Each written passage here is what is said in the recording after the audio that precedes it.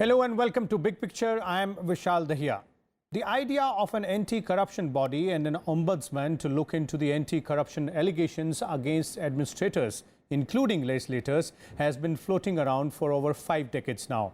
It finally got shape with the passage of the Lok Pal and Lokayukta bill in 2013. But 4 years after that, the Lok Pal is yet to be appointed. On Thursday, the Supreme Court of India told the NDA government that there is no justification to keep the enforcement of Lok Pal Act 2013 suspended. The government, in turn, told the court that Lok Pal could not be appointed because the amendment regarding the leader of opposition in Lok Pal law are still pending before the parliament.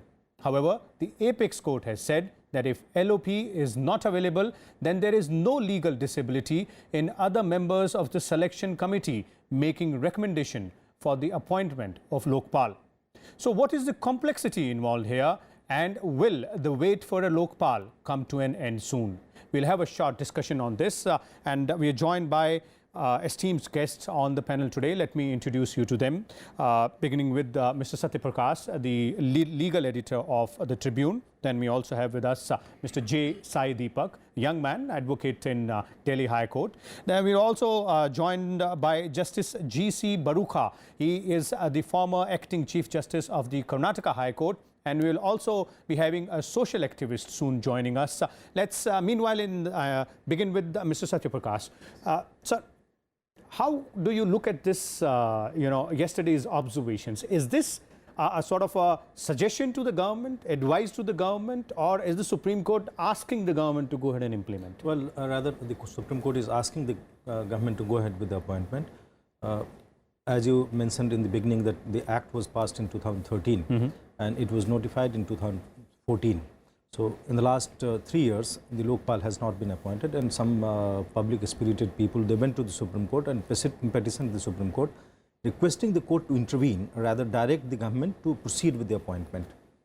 In the meantime, what had happened was, the Act was passed, bill was passed in 2013. At that time, nobody could have imagined that Congress would not get the requisite number to become eligible to have its leader of opposition, to become to seat of or designation of leader of opposition. So there is no designated leader of opposition as of now in current Lok Sabha. The selection panel is headed by the Prime Minister. There are other members like Lok Sabha Speaker, Chief Justice of India, and leader of opposition. The demand was that leader of opposition, since technically speaking there is no leader of opposition in the Lok Sabha, so there should be leader of opposition, and accordingly an amendment was introduced in the bill, which is still pending, that the single largest party's leader should be considered to be the leader of opposition so far as this enactment is concerned. But pending that, the government chose not to appoint a Lok Pal, and that was the real problem. Now the Supreme Court is saying, under Section 4, subsection 2 of the Act,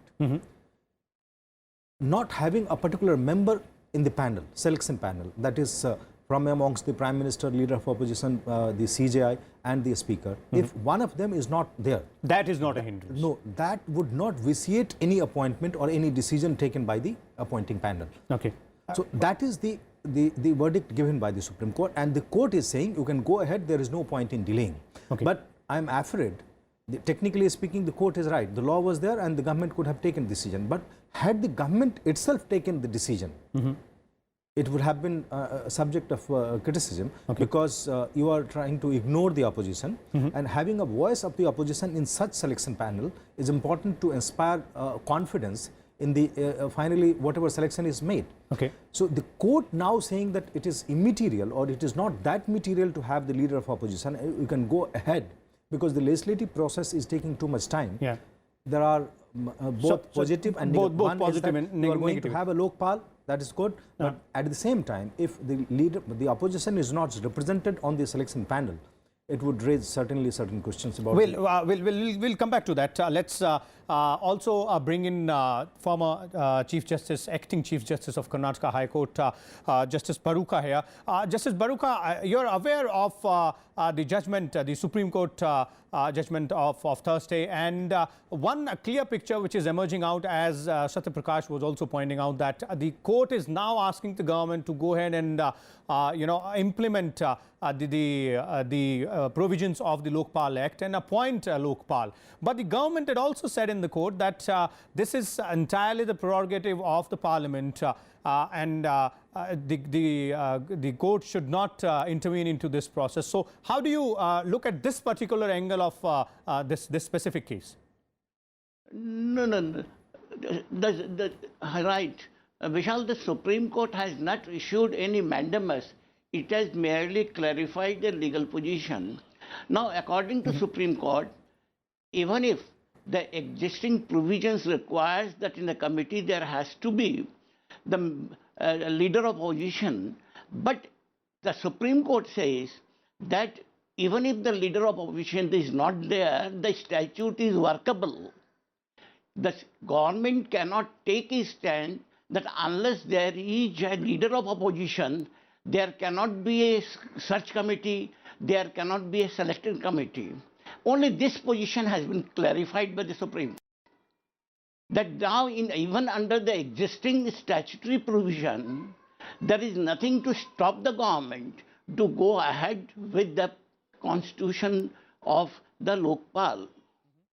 Now, the next step is that despite this clarification, whether the government intends to go ahead or not, and if they still takes the plea that no, we will not go ahead, the different consequences will arise. Maybe one has to move the court once again to give a direction. It is not a direction to the parliament. Parliament has already done its job. The court has interpreted and says that the government can go ahead. But the government is, Justice Bharuka, the government is saying that there is an amendment which is already pending in the parliament. Let parliament do its job. Let's not intervene into that. No. Even the Supreme Court is not intervening, but Supreme Court says that even if that amendment remains pending, there is nothing to stop the government to go ahead with the appointment of the Lok Pal. Okay. So there is no contradiction here. That's what you're saying, Justice Bharuka. I'll come back to you. Let me bring in Miss Anjali out here. She's just joined us, the social activist. Miss Anjali, you're aware of the Supreme Court direction yesterday to the government of India on the issue of Lok Pal. How do you view the entire situation? Is it does it look like sort of a willful default by the government of India, or is it the process which is taking that long? Look, I think the first issue here is that the Lok Pal law got passed and it came into force more than 3 years ago. For a government which came to power, for a party that came to power on the plank of anti-corruption, to not set up an anti-corruption ombudsman promptly is a big issue. The government did not recognize a leader of opposition, and which is why the selection committee was not complete is one point. But there were many sorts of ways that were open for the government to make sure that this hurdle could be overcome. The first thing that the government could have done, which it did in the case of the CBI, the Delhi Police Special Establishment Act, talks about the CBI director being appointed by a selection committee, which includes the recognized leader of opposition also. In that case, the government brought in a simple amendment, which was immediately passed by Parliament. Unfortunately, in the case of the Lok Pal, there was a 10-page amendment bill that was brought in, which had several controversial issues and therefore had to be referred to a parliamentary standing committee. So the government at that stage did not take the requisite steps to immediately operationalize the law. Within 2 years, there was also the option under Section 62 of the Lok Pal law to remove difficulties, and that also could have been taken by the government to make sure that the recognized leader of opposition was replaced by the leader of the single largest party in the Lok Sabha. But that did not happen. Opposition party didn't happen. Now, what we are really seeing today is that the Supreme Court is having to come in, is having to step in and rely on Section 4(2) of the Lok Pal law, which basically says that even when there is a vacancy in the selection committee, the Lok Pal appointment should not be stopped. It will not be held to be invalid.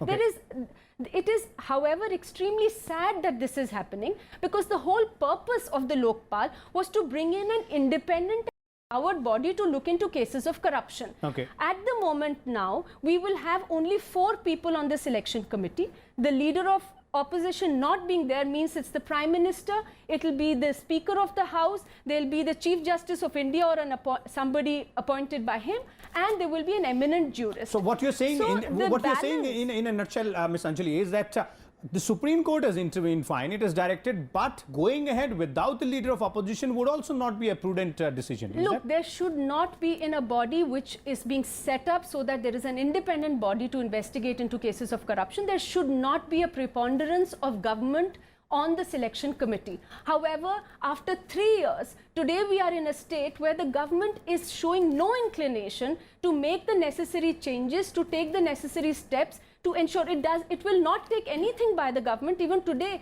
to recognize the leader of opposition. If they don't want to do it, they brought in an amendment to the Lok Pal law within 48 hours in July 2016. Why did they not include this one provision at that time? Okay, the government at the moment, it looks, is not inclined to operationalize the law. The Supreme Court is having to step in, and it's unfortunate, but yes, according to the law, there seems to be nothing wrong with it. That's the entire story, it seems like. Let me bring in Mr. J. Sai Deepak here. Looking at it from a legal point of view, as Justice Bharuka was also pointing out, that if at all the government doesn't go ahead and comply with the directions of the apex court, the court might have to intervene again. So again, that question will come in that it is pending with the parliament.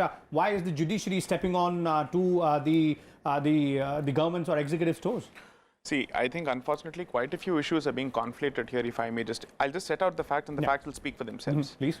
The first thing is that the judgment of the Supreme Court, which runs into about 32 pages, captures a very clear table of the list of important amendments which are before the Parliament for its consideration. The first amendment which the table refers to is the amendment with respect to a truncated selection committee being in a position to proceed with this particular appointment, a truncated opposition. In fact, the leader of the largest opposition party being treated as the representative of the opposition itself. So this is the first amendment that is under consideration as part of that particular just like in the CVC's case. Exactly. So that's already there. So it's not as if this is not a proposition that has gone from the government, or it's not been tabled before the Parliament for its consideration as part of the amendments. So that's one. Second, there is one issue that's not been, perhaps you have lost sight of it because the judgment deals with it, in fact. The judgment clearly relies on section 4.2 of the bill, of the act, to come to the conclusion that even in the absence of the leader of the opposition, it is possible for the selection committee to proceed with the rest of the appointments. This is with respect to 4.2. The appointment that is referred to there is with respect to the appointment to the to members of the Lok Pal and the chairperson of the Lok Pal. But there is a process in between. The process is, first of all, the constitution of a search committee. Now, for the search committee, there is no provision which actually says that a truncated selection committee can appoint a search committee of 7 members. And therefore, the Supreme Court has had to come out with the opinion that if a truncated selection committee can proceed with appointments to the Lok Pal, it can be presumed that it can also proceed to appoint the search committee itself. Which is the predecessor step. Therefore, this is a matter of legal opinion, and it's a genuine legal opinion. If you leave it to lawyers, they'll always find 2 points of view for the same issue. So it's not something that is trivial, and I wouldn't really call it splitting hairs as far as I am concerned, considering that I'm trained as a lawyer. 3, if you proceed with the truncated selection committee, you invite the criticism that look at what you've done. You're being undemocratic, and this was meant to be an independent body. Now this has become it's become a governmental clique or a cable of sorts. That will be the allegation. Now, unfortunately, the Supreme Court has to bear the brunt of the particular allegation, saying it has facilitated the appointment of a truncated selection committee without the leader of opposition being represented at all, and therefore it has facilitated an undemocratic move. This is the kind of allegation that the Supreme Court will now face. Leaving the politics of it aside, nowhere in the judgment is there a castigation of the establishment of the judge or the government with respect to its delay, because at the end of the day, all the relevant amendments which are necessary for a truncated opposition or a truncated selection committee to function, they're all before the Parliament. As part of the amendments. That's also there. Therefore, as far as I'm concerned, the government was perhaps right in waiting for a mandate or a direction from the Supreme Court to say that it is possible and it is permissible for you to proceed with the truncated selection committee. Okay, that brings me to a very important point, and that important point out here is that was it just the movement which the government was waiting for, as Mr. Sai Deepak pointed out, and the monsoon session is not too far away. Maybe in this particular session which that is the budget session, there were too many other important things, for example GST and other important bills which were on government's top priority. But in a monsoon session they might go ahead with the passage of the amendments which are pending, and then the government says that yes, this is what we are doing as per the directions. The government is still in trouble in the sense, despite having got the green signal from the Supreme Court to go ahead with the appointment, the Supreme Court has clarified that there is no legal hurdle. Even then, if they go ahead, there will be criticism that you are trying to appoint without having the leader of opposition, anti-corruption watchdog, without the representation of the opposition on the appointing panel. So they will still invite criticism. If they don't, there is criticism, and there is a lot of criticism that they have not appointed. So the government is in a catch-22 situation. Catch-22 situation for the government. It's slightly tricky. If they do, they are criticized. If they don't, they are criticized. I suspect what the government will do is they will still try to somehow go ahead with the amendment in the next Parliament session, and then maybe they will go ahead with the appointment. Ms. Anjali, that brings me to you, because you're a social activist, and the petition which has been filed by Common Cause, an NGO, and there are other several social organizations which are raising their voices on this particular issue, saying that the government is willingly delaying it, which the government is denying, and the Supreme Court is saying that yes, there is a way it can be done. But as Mr. Satya Prakash was pointing out, that the government is in a catch-22 situation right now, and it might take just the next session, which is around the corner, for the government to go ahead and have that hook and get it done. So if the wait has been for almost 3.5 years, how about 3 more months? No, I beg to differ on a small issue here. I think what needs to be understood is that once it was clear that there is no recognized leader of opposition, the government could have immediately, it needn't have waited to be in a catch-22 situation. The government could have easily just brought in a simple amendment and changed the composition of the selection committee immediately. It needn't have waited for 3 years for this to happen.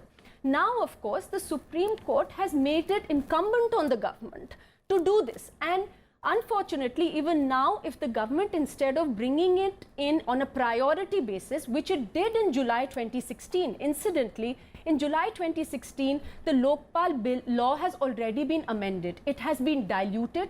The asset disclosure clause of the Lok Pal has already been diluted, and today, instead of getting asset disclosed by public servants and putting it in the public domain, the whole process has been left to the central government to prescribe. So already that dilution has happened. If the government had wanted, along with that, they could have easily just passed this one amendment as well, which was not done. Even today, if the government wants to preserve the democratic process, the independence of the Lok Pal, all it needs to do is on a priority basis pass that one amendment.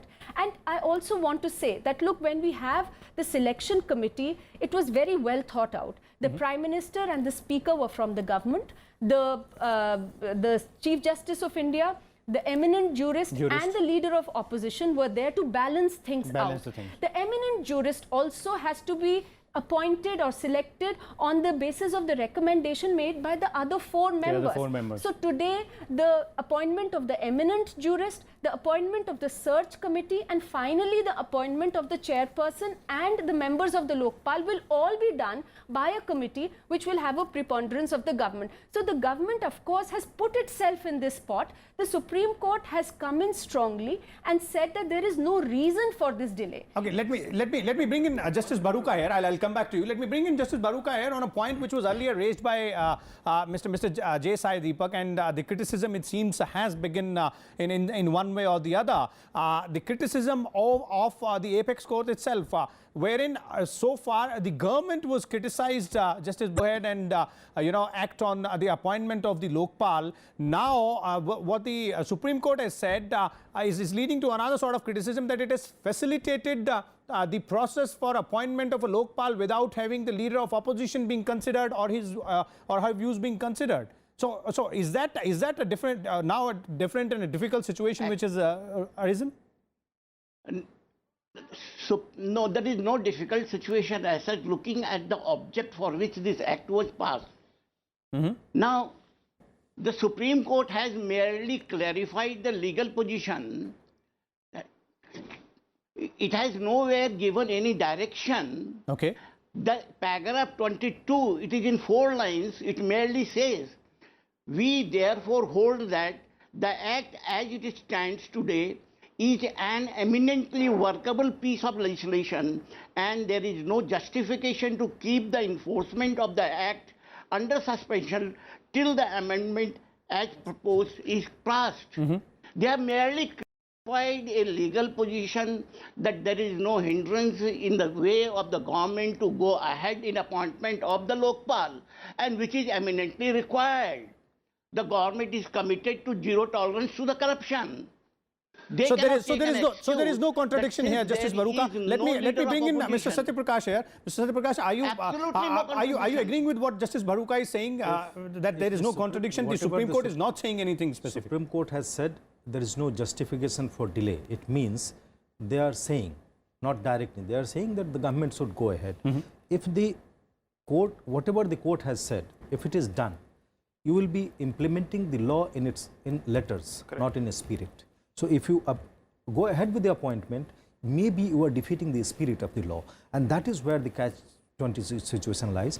Anjali pointed out, and rightly so, that the government could have clarified this technical position by recognizing, the speaker could have recognized the Congress leader in the Lok Sabha. It can be done, but that's another issue altogether. That's the ideal situation. But we are not living in an ideal situation, and it has political ramifications or implications, in the sense maybe the ruling party doesn't want to show, or rather wants to show the Congress party in poor light, that look, they couldn't get even 10% of the seats in the Lok Sabha.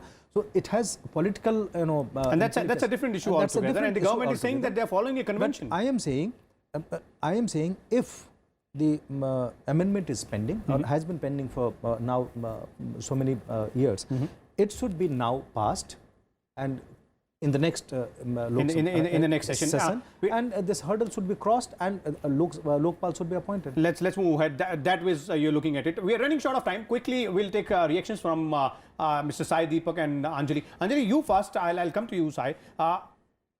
This entire issue, which now where we stand. It seems that if the government acts on Supreme Court's directions, which have come in on Thursday, they might, end up doing the entire thing without a leader of opposition. If the ideal situation, which Mr. Satya Prakash was talking about, does not take place, which it is unlikely that leader of opposition is recognized. So why not wait a little longer?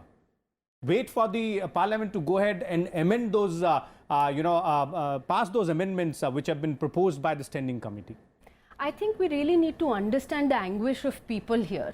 The Bharatiya Janata Party, when it was in the opposition, was demanding also the enactment and the putting in place of an independent and empowered anti-corruption ombudsman.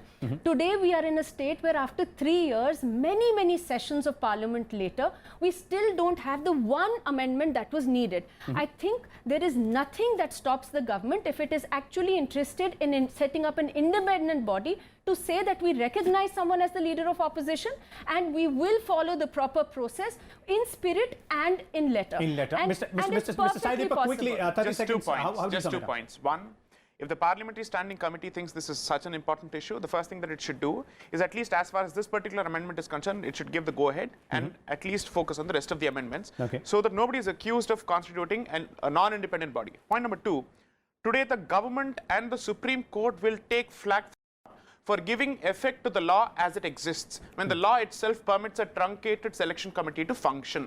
Therefore, you either challenge that particular piece of legislation, that particular piece of provision, or if you don't do that, do not hold anybody responsible for giving effect to what already exists. Okay, As simple as that. so it's a very peculiar situation. In fact, it is a catch-22 situation for the government, but not that difficult as well. While there are several ways to go ahead and resolve this issue and ensure that the Lok Pal is appointed sooner than later, but if you look at the compulsions, the political compulsions for the government and the judicial compulsions for the Supreme Court, then it seems both are perfectly right in what they have pointed out. But it is ultimately for the government to go ahead and implement the law which has been passed by the Parliament, which it says will be implemented after the amendments to that particular law are again passed by the Parliament. So we might have to wait till the monsoon session to see that a Lok Pal is finally appointed, almost 50 years after